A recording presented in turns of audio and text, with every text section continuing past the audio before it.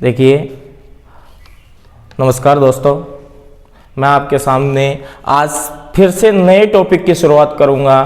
जो हमारा टॉपिक चल रहा था पिछला संधि का, जो संधि के कितने भेद हो गए और कितने नहीं होते हैं उसके बारे में मैं अच संधि के बारे में बता रहा था। तो आज हम नए वीडियो के साथ में, नए टॉपिक के साथ में शुरुआत करेंगे कि अच संधि के कितने भेद होते हैं, अच संधि कहते किसे हैं। आइए देखते हैं। मैं पुरुषोत्तम उपाध्याय, SIS सूरज इंटरनेशनल स्कूल डिडवाना, लालसोट दौसा। देखिए, अपने जो संधि टॉपिक चल रहा था उसमें संधि के मैंने 3 भेद बताए थे आपको। कितने भेद बताए थे? 3 भेद बताए थे। पहला बताया था अच संधि, जिसको स्वर संधि भी कहते हैं। दूसरा बताया था हल संधि, जिसको व्यंजन संधि भी बोलते हैं। तीसरा होता है विसर्ग संधि।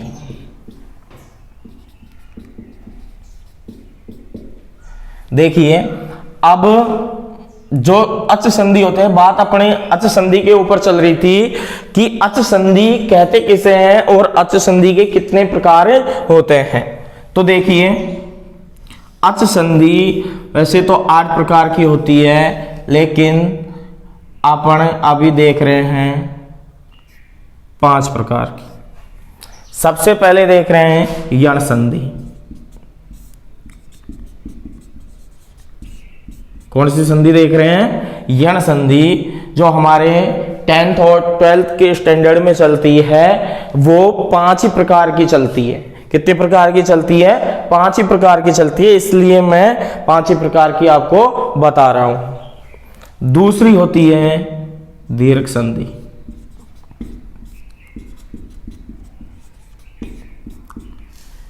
तीसरी होती है गुण संधि।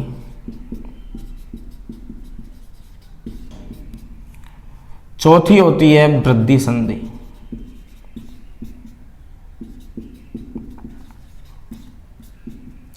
और 5वीं होती है अयादि संधि।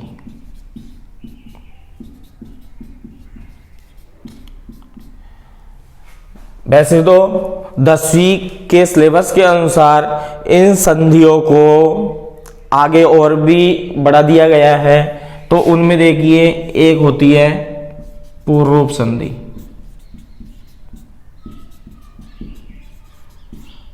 और एक होती है पर रूप संधि।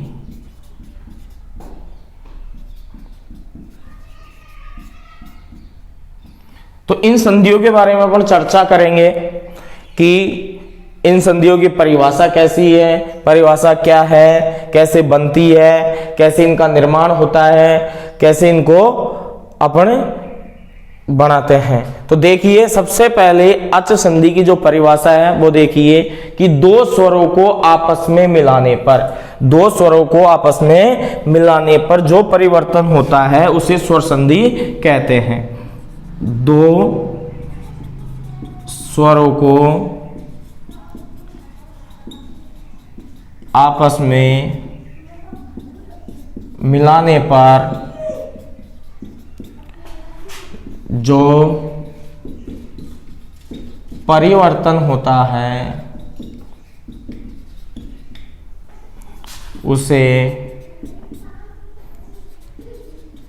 स्वर या अच संधि कहते हैं।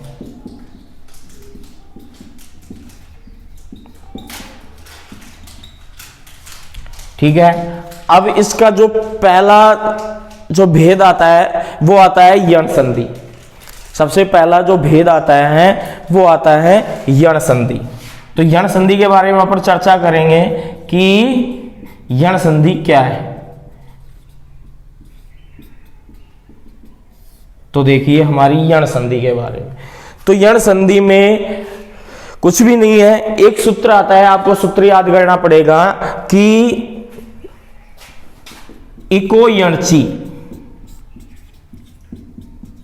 इको यणची, इस सूत्र के द्वारा यण संधि का निर्माण होता है।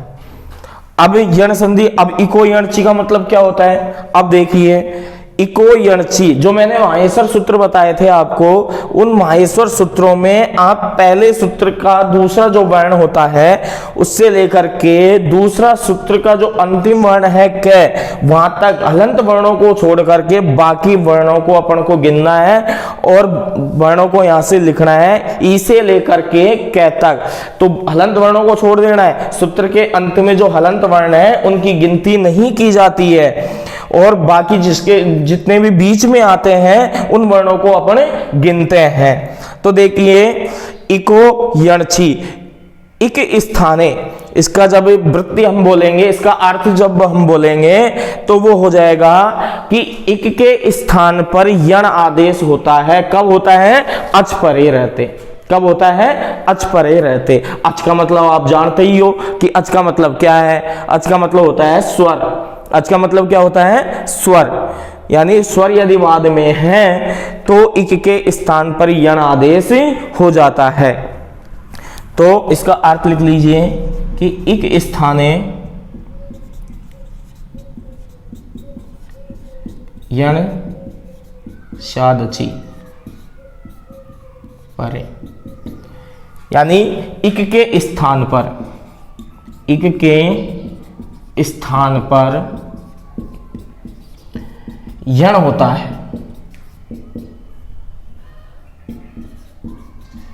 कब? अच परे रहते। बाद में क्या होना चाहिए? अच होना चाहिए, स्वर होना चाहिए। अब बात यह आती है कि यण, अब अपने पास में इको यणची, इसमें कितने पद है? तो सबसे पहले एक पद तो क्या हो गया? इक। एक पद क्या हो गया? इक। दूसरा पद क्या हो गया? यण। अब यह ऋण में ए मिला हुआ है, ऋण को हलंत कर देंगे तो ऋण में से क्या निकल जाएगा? ए निकल जाएगा। ए निकल जाएगा तो यहाँ पे क्या आ जाएगा? अची। अची का मतलब हो गया स्वर। तो इक के स्थान पर यण आदेश हो गया और यण होने के बाद में कब हुआ? जब बाद में अच हो। बाद में क्या हो? अच हो, तब जाकर के इक के स्थान पर यण आदेश होता है। और दो स्वर संधि में, या स्वर संधि में दो संधि ऐसी है जिसमें एक वर्ण के स्थान पर ही आदेश होता है, बाकी और संधियों में दो के स्थान पर एक आदेश होता है। एक तो यण संधि है और एक अयादि संधि है। इनमें एक ही स्वर के स्थान पर परिवर्तन होता है, बाकी स्वर ऐसे कैसे रहते हैं। तो देखिए अपन इसकी एक टेबल बनाते हैं कि किस प्रकार इसका आदेश होता है और किस प्रकार नहीं होता है। तो देखिए सबसे पहले आता है इक। अब इक में कौन कौन से वर्ण आ गए? इक में कौन कौन से वर्ण आ गए?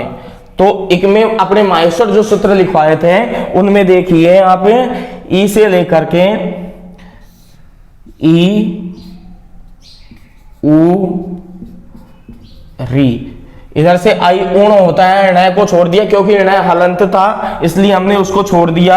आगे दूसरे सूत्र में री और ली यहां तक है। कै भी हलंत है इसलिए कै को भी अपन ने छोड़ दिया। अब ई, उ, री, ली कितने वर्ण आ गए? इक में होते हैं 4 वर्ण। कितने वर्ण हो गए? 4 वर्ण। अब इक के स्थान पर यण क्रम से होता है। जैसे इक को अपन ने लिखा है उसी प्रकार अपन को यण को भी लिखना है। तो इक के स्थान पर यण होता है। तो यण में देखिए जो माहेश्वर सूत्र का 5वां जो सूत्र होता है उसमें 5वें सूत्र का दूसरा वर्ण है य, व, र। यह है वर टे, टे हलंत है इसलिए हमने टे को छोड़ दिया।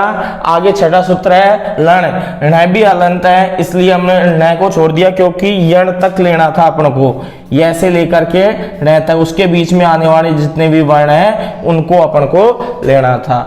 तो यहां पे हो गया य, व, र और ल। अब इक का भी सॉल्यूशन हो गया और यण का भी हो गया। अब बचा क्या? अच। तो देखिए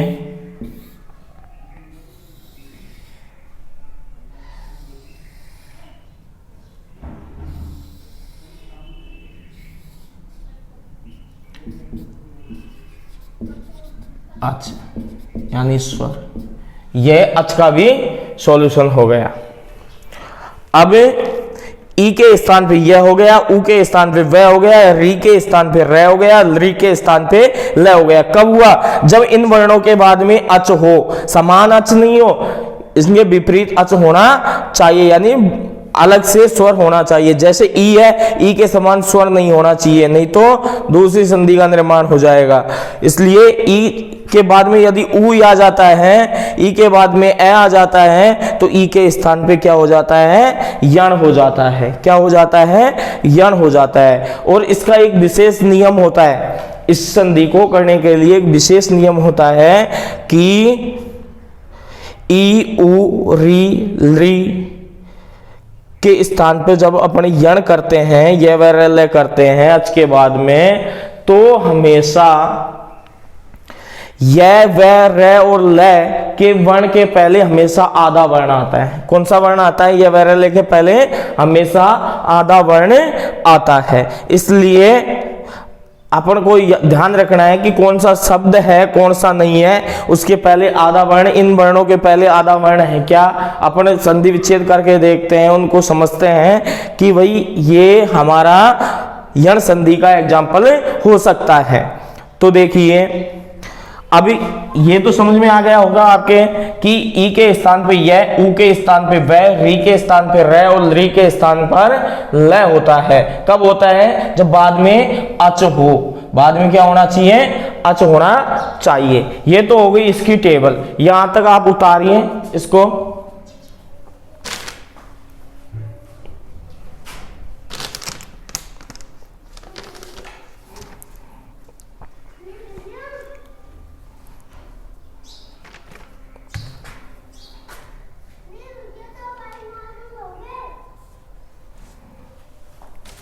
देखिए,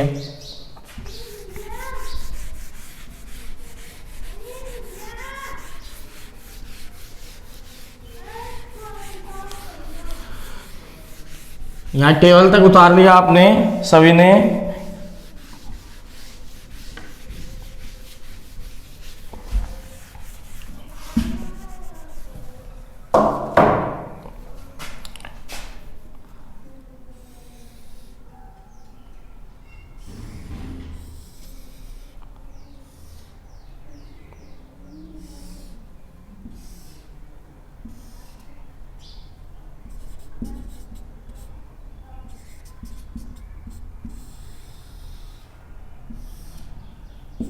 ई ऊ री और री,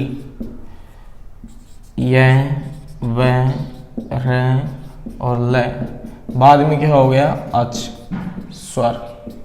अब इसकी परिभाषा क्या हो गई? यण संधि की परिभाषा यही होगी कि ई के स्थान पे यण होता है, अच परे रहते। तो यानी जब इस संधि में ई के बाद यदि कोई स्वर आता है तो उसके स्थान पर यह हो जाता है, ऊ के बाद में यदि कोई स्वर आता है तो ऊ के स्थान पर वह हो जाता है, और री के बाद में यदि कोई स्वर आता है तो र हो जाता है, री के बाद में यदि कोई स्वर आता है तो ल हो जाता है। यही इसकी क्या है? परिभाषा है। तो अब देखिए इसके जो एग्जाम्पल हैं वो देखिए।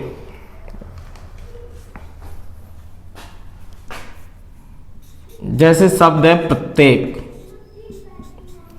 शब्द है प्रत्येक। मैंने एक नियम बताया था कि इस संधि में ज्यादातर यह वह र ल वर्णों के पहले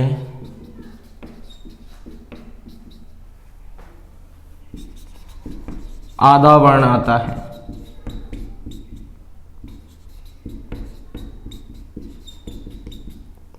आधा वर्ण आता है। तो देखिए प्रत्येक, अब अपने पास में शब्द है प्रत्येक। अब प्रत्येक में देखिए कि यह मिल गया अपन को, यह तो य के पहले आधा वर्ण है कि नहीं है? आधा वर्ण है। य के पहले आधा वर्ण है, तो ये यण संधि का एग्जाम्पल उदाहरण हो सकता है। तो देखिए अपने कि य के पहले जब आधा वर्ण है, ये नहीं कि हमेशा हर वर्ण में ही या हर शब्द में ही ये होगा। मैंने बता दिया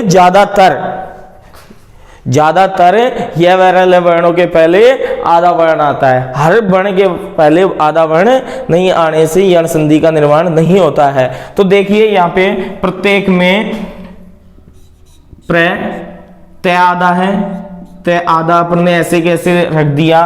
अब यहाँ पे है यह आधा कर दिया। यह में क्या मिला हुआ है? ए मिला हुआ है।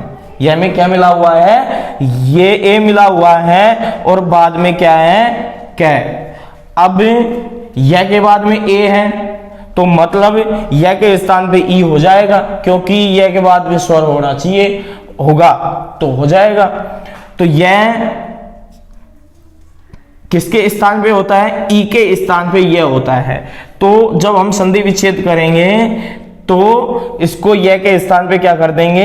ई कर देंगे और बाकी ऐसे कैसे लिख देंगे। अब तय आधा व्यंजन है, इसलिए स्वर आधे व्यंजन में मिल जाएगा। तय में ई मिला देंगे तो शब्द क्या मर जाएगा? प्रति, और इधर हो जाएगा एक। जब हम इसका संधि विच्छेद देखेंगे तो वो क्या हो जाएगा? प्रति प्लस एक, यानी क्या हो गया?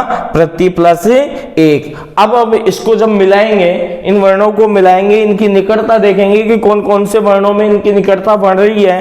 तो वो देखिए, प्रथम पद, दो पद हो गए, प्रथम पद और द्वितीय पद। अब प्रथम पद का वर्ण क्या है? अंतिम ई, और बाद में क्या है? ए। मैंने बताया था कि ऐसी दो ही संधि है जिनके स्थान पर, स्वर संधि में दो ही संधि ऐसी है जिनके स्थान पर एक वर्ण के स्थान पर परिवर्तन होता है। तो इसमें ई के स्थान पर एक वर्ण के स्थान पर ही परिवर्तन होगा, बाकी ऐसे कैसे आ जाएगा। तो देखिए कि ई के बाद में स्वर है कि नहीं है। मैंने लिखवाया था ई उ री री के बाद में यदि स्वर है तो ई के स्थान पे यह हो जाएगा, उ के स्थान पे वह हो जाएगा, री के स्थान पे रे हो जाएगा और री के स्थान पे ल हो जाएगा। तो देखिए प्रथम पद का अंतिम वर्ण जो है वो ई है, ई के बाद में स्वर है। अपना नियम मिल रहा है, यण संधि के मुताबिक है। तो देखिए ई के स्थान पे अपन क्या कर देंगे? यह कर देंगे। प्र तय आधा, ई के स्थान पे यह कर दिया, आगे एक ऐसे कैसे लिख दिया। इसमें कोई भी परिवर्तन नहीं होगा। अब तय के आगे कोई स्वर नहीं है, इसलिए तय आधा का आधा रह जाएगा। तय आधा, यह के बाद में स्वर है, इसलिए यह में ए मिला देंगे तो शब्द हो जाएगा प्रत्येक। क्या हो जाएगा? प्रत्येक। अपन को बनाना क्या था? प्रत्येक शब्द बनाना था, और बन भी क्या गया? प्रत्येक बन गया। जैसे नियम कहता है वैसे अपन चले, और ऐसे ही इन शब्दों का निर्माण हो गया।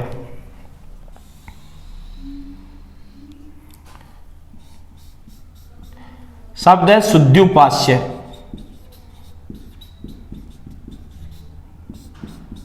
शब्द कौन सा है? शुद्ध्युपास्य। अब होने को तो यह के पहले आधा वर्ण ये भी है, लेकिन यहां से टुकड़े हो ही नहीं रहे।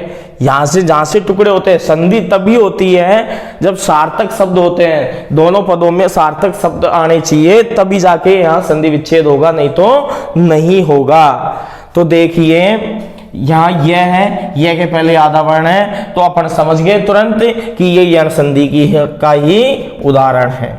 कौन सी संधि का उदाहरण है? यण संधि का ही उदाहरण है। तो अपने इसके टुकड़े करते हैं, यहां से इसका संधि विच्छेद करते हैं। तो देखिए ध आधा, यह इधर बच गया, यह में उ मिला हुआ है, वो आगे शब्द है पास्य। अब ध आधा है, यह के बाद में स्वर है, यह के बाद में स्वर है, तो यह किसके स्थान पे होता है? ई के स्थान पे। तो ध आधा, यह के स्थान पे जब हमने संधि विच्छेद किया तो यह के स्थान पे ई कर दिया, ई के बाद में ऐसे ऐसे जो शब्द है उसको उतार दिया, उपास्य। अब ध आधा है, आधा क्या है? व्यंजन। आधे व्यंजन में क्या हो जाएगा? स्वर मिल जाएगा।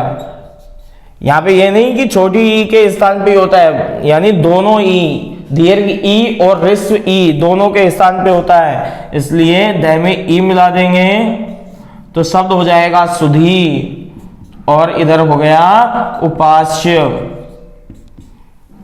सुधी प्लस उपास्य। अब जब अपन इसको मिलाएंगे, इसकी संधि करेंगे, संधि विच्छेद यानी तो होते हैं टुकड़े करना, और जो संधि यानी होता है मिलाना, जोड़ना। तो देखिए प्रथम पद, दो पद हो गए, प्रथम पद और द्वितीय पद। प्रथम पद, जो प्रथम पद है वो उसका अंतिम वर्ण है ई, और द्वितीय पद है उसका प्रथम वर्ण है उ। तो ई के बाद में उ आ रहा है, यानी स्वर आ रहा है, स्वर में ई के बाद में स्वर है, इसलिए ई के स्थान पे यहां क्या हो जाएगा, यह हो जाएगा सु द आदा, क्योंकि द में से ई निकाल लिया अपन ने, तो यहां पे ई के स्थान पे यह कर दिया, आगे उपास्य, ऐसे कैसे लिख दिया। अब ध के आगे कोई स्वर नहीं है, इसलिए ध आधा का आधा रह जाएगा, आधा का आधा रह गया, तो यह में उ मिल जाएगा, क्योंकि आधा व्यंजन है, आधे व्यंजन के बाद में स्वर है, इसलिए इस आधे व्यंजन में स्वर को मिला देंगे, तो स्वर को मिलाने पर शुद्ध, आगे शब्द हो गया अपना पाश्य। क्या शब्द बन गया, शुद्धोपास्य।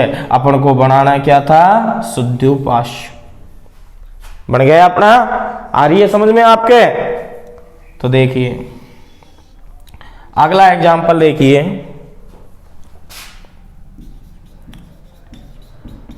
शब्द है मधवरी। शब्द क्या है, मधवरी। अभी मैंने जो ये नियम लिखवाया था, इस संधि में ज्यादातर य, व, र और ल वर्णों के पहले आधा वर्ण आता है, तो इसमें भी देखिए व के पहले आधा वर्ण आ गया, इसमें भी देखिए य के पहले आधा वर्ण है, इसमें भी य के पहले आधा वर्ण है, इसलिए ये क्या हो गया, यण संधि का एग्जाम्पल हो गया। अब मधवरी है तो ऐसे ऐसे लिखो, मैं ध आधा है तो आधा, व में से ए निकाल लो, शब्द बच गया यहाँ पे अरि। क्या शब्द बच गया, अरि। अब व के बाद में स्वर है, तो व किसके स्थान पे होता है, यहाँ पे देखिए व उ के स्थान पे होता है, और उ के बाद में क्या होना चाहिए, स्वर होना चाहिए, तो होगा स्वर, तो ध व के स्थान पे उ कर दिया, इधर बच गया अरि। अरि यानी होता है शत्रु। ध में उ मिला देंगे, क्योंकि आधा व्यंजन है, इसलिए ध में उ मिल जाएगा, और यहां पे बच गया अरि। इसका संधि विच्छेद क्या हो गया, मधु प्लस अरि। क्या हो गया, मधु प्लस अरि। अब जब हम इसको मिलाएंगे, ये तो संधि विच्छेद हो गया, मधु प्लस अरि तो क्या हो गया, संधि विच्छेद हो गया। जब हम इसको मिलाएंगे तो वो देखिए, मैं ध आधा, प्रथम पद का अंतिम वर्ण क्या है, उ के बाद में क्या है, स्वर है, ए है, तो उ के स्थान पे क्या होता है, यदि उ के बाद में स्वर हो तो उ के स्थान पे क्या हो जाता है, व हो जाता है, इसलिए उ के स्थान पे व हो गया। इधर ऐसे कैसे अरि लिख दिया, एक ही वर्ण के स्थान पे होगा, क्योंकि मैंने बता दिया आपको कि एक ही वर्ण इन दोनों संधियों में एक ही वर्ण के स्थान पे परिवर्तन होता है, इसलिए उ के स्थान पे अपन ने व कर दिया, और बाकी ऐसे कैसे लिख दिया। अब ध के आगे कोई स्वर है नहीं, तो ध ऐसे आधा का आधा रह जाएगा, और व के आगे स्वर है, व भी आधा ही है, आधा व्यंजन है, आधे व्यंजन में स्वर मिल जाएगा, तो व पूरा हो जाएगा। तो शब्द क्या बन गया, मधवरी। अपन को बनाना क्या था, मधवरी, तो बन क्या गया, मधवरी शब्द बन गया। शब्द है अन्वय। शब्द क्या है, अन्वय। अब अन्वय शब्द है तो इसमें भी देखिए व के पहले आधा वर्ण आ गया, वही सिस्टम, अपना जो नियम है उसके मुताबिक अपन तुरंत समझ गए, आधा वर्ण आ गया तो तुरंत यण संधि की तरफ हमारा इशारा चला जाएगा, तुरंत समझ जाएंगे कि यण संधि, और यण संधि में क्या क्या होता है आपको नियम पता ही है, आपको नियम याद है, आप नियम याद करोगे तो आप तुरंत इसका संधि विच्छेद कर दोगे। तो देखिए ए न आधा है ही, इधर व में से ए निकाल लो, आगे बच गया आए। अब व के बाद में स्वर है, तो हम जब भी व किसके स्थान पे होता है, वही ऊ के स्थान पे होता है, इसलिए हम बदलेंगे इसको। ए न व ऊ के स्थान पे होता है, आगे हो गया आए। अब न आधा व्यंजन है, आधा व्यंजन है, इसलिए आधे व्यंजन में ऊ मिला देंगे, ऊ मिल जाएगा तो शब्द हो जाएगा अनु। क्या हो जाएगा? अनु। और इधर आ जाएगा आय। इसका संधि विच्छेद क्या हो गया? अनु प्लस आय।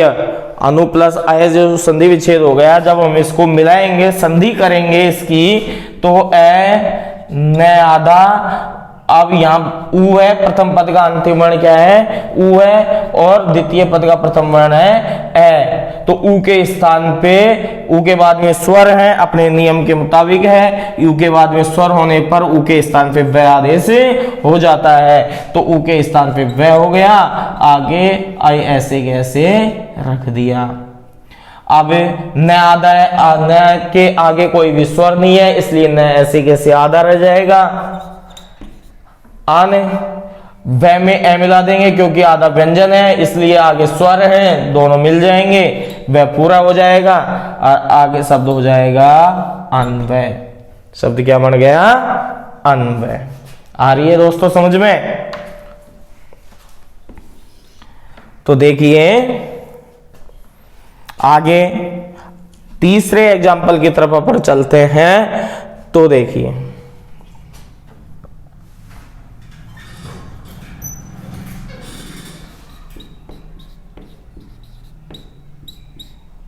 दात्रंश।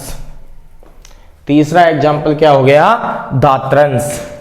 अब दात्रंश हो गया, तो देखिए हम इसका संधि विच्छेद करेंगे, दात्री धन अंश। अब देखिए जो त्रय होता है, जो त्रय वर्ण होता है, वो कितने शब्दों से मिलकर के बनता है, यानी संयुक्त व्यंजन है। ये कौन सा व्यंजन है? संयुक्त व्यंजन है। तो ये बनता है तय और रै के संयोग से। किसके संयोग से मिलकर के बनता है? तय और रै के संयोग से मिलकर के बनता है। तो वही नियम आ गया अपना इस संधि में, ज्यादातर यह व रै लय वर्णों के पहले आधा वर्ण आता है, तो रै के पहले आधा वर्ण आएगा, नहीं आएगा? यहाँ पे आएगा, और रै के स्थान पे क्या हो जाएगा? री हो जाएगा। जब हम संधि विच्छेद करेंगे तो रै के स्थान पे क्या हो जाएगा? री हो जाएगा, और री इस तय में मिल जाएगा, तो शब्द क्या बन जाएगा? धात्री बन जाएगा। और आगे अपने पास में अंश बच गया। क्या बच गया? अंश बच गया। अब जब हम इसको करेंगे, इसको मिलाएंगे, तय आधा, यहाँ पे है री और यहाँ पे है अन, यानी वो री के बाद में स्वर है, और तो इस री के स्थान पे रै कर देंगे, और आगे ऐसे ऐसे शब्द को लिख देंगे। अब मैंने बता दिया कि त्रय किससे मिलकर के बनता है? तय और रै के संयोग से त्रय बनता है। तो तय और रै आ गया, तो यहाँ पे शब्द क्या बन गया? त्रय बन गया। अब दोनों ही हलंत है, इसलिए हमने इसको भी हलंत कर दिया, यानी आधा वर्ण कर दिया। आगे शब्द है अंश।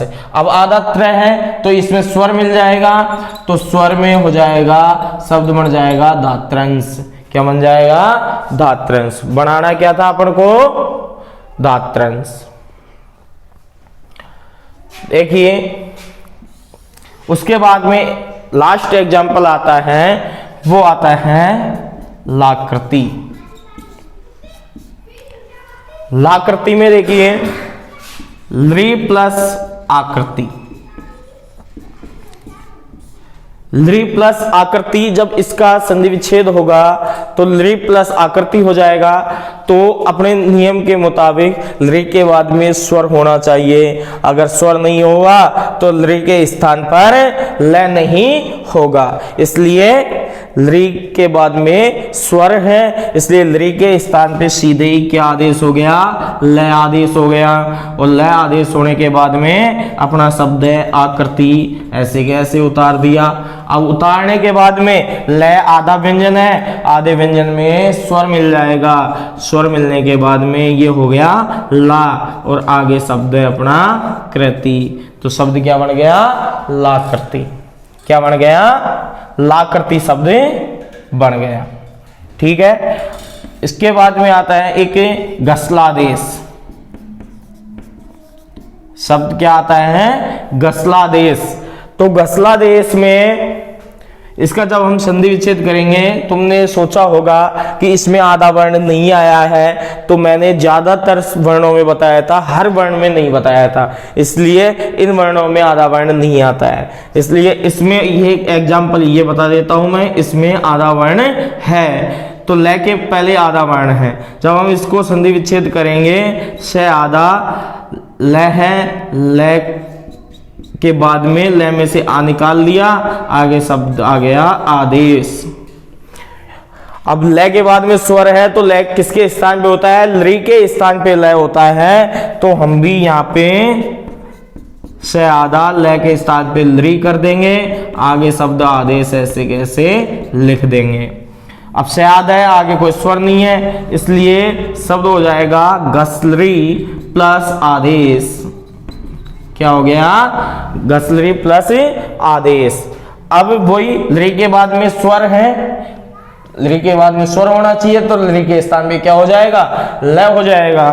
तो से आधा लृ के स्थान पे ल कर दिया, आगे अपने ऐसे कैसे आदेश को उतार दिया। अब से आधा है, आगे कोई स्वर नहीं है, इसलिए से तो आधा का आधा रह जाएगा। ल के आगे स्वर है, इसलिए आ ल में आके मिल जाएगा, तो गसला हो जाएगा। आगे बच गया हमारे पास में देश।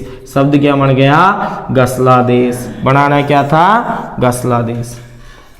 इस प्रकार हमारी जो यण संधि है वो पूरी होती है। यण संधि में ये मैंने आपको एग्जाम्पल बताए हैं। अपन नियम का ध्यान रखोगे, आप नियम का ध्यान रखोगे तो आपको कहीं भी परेशानी नहीं आएगी, कोई भी दिक्कत नहीं आएगी, और आप आसानी से इन शब्दों का संधि विच्छेद और इनकी संधि आसानी से हल कर सकते हो।